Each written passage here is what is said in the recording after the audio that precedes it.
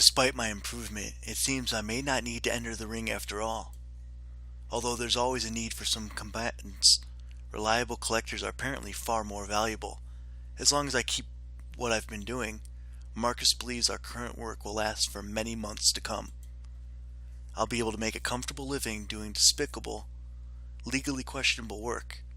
Marcus won't need another lackluster cover job, and Karasu will have two trustworthy collectors. With our current predicament being what it is, everybody wins. Everybody, that is, except for Sarah. While I've been growing stronger and more capable every day, Sarah has been doing the opposite. She was as happy as ever over the weekend, then became depressed and on edge the second that Monday rolled around. Another week rolled by and the same pattern repeated itself.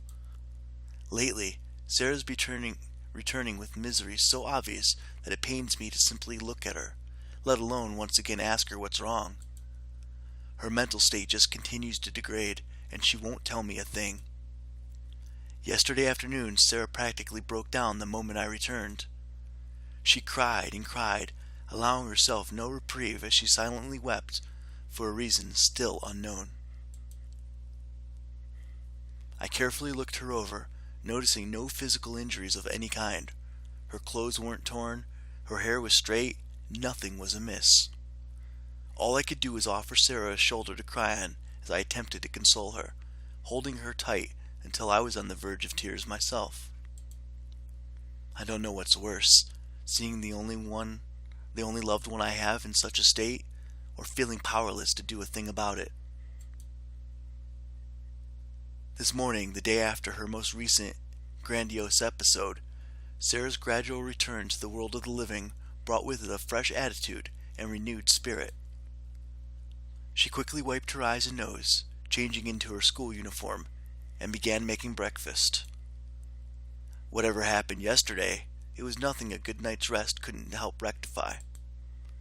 Proceeding with our usual morning routine, Sarah brushed off any and all questions I threw at her regarding last night's episode, determined to shut me out of whatever she was going through. But I won't let her. Following Sarah's usual departure, I quickly changed into a hooded jacket that I purchased on my way home from work. I stashed in my pockets the knife Marcus gave me and enough money to allow for any necessary expenditures, leaving a second later and taking off in Sarah's direction. Chasing after Sarah's shadow, I made it to the bus stop with seconds to spare, boarding a few passengers behind her and making sure to conceal my face. Sarah isn't expecting me to be here, so she obviously won't seek me out, but all it takes is a single well-timed glance. I wonder what she'd say if she knew her own brother was stalking her. I know this is a bit much, but she isn't giving me any options here. Slowly passing my sister by, I took a seat towards the back of the bus, 2 seats behind Sarah. I'm a little worried that keeping so close might result in an identity being exposed, but the alternative of being too far away to do anything seems far more off-putting. A few more passengers boarded the bus and seats on its usual course. Sarah sat quietly by herself, staring out the window the entire trip, seemingly without a care in the world. She didn't say a word to other passengers or do anything to attract attention, and in return, she didn't meet with any conflict to speak of. After what felt like only a few minutes, we reached our destination, ascending 2 flights of stairs as we made our way from the bus to the city's train station.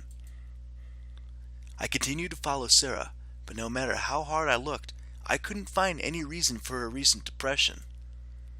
Could it be that she's being bullied at school after all? If that were the case, she'd want to change schools, not move houses. But if this isn't the commute, then... As if responding to my doubt, trouble finally emerged. Standing between Sarah and the ticket gates were 2 teenage boys, each of whom seemed to recognize Sarah the moment they laid eyes on her. Likewise, Sarah's expression worsened as they approached her, quickly confirming my suspicions.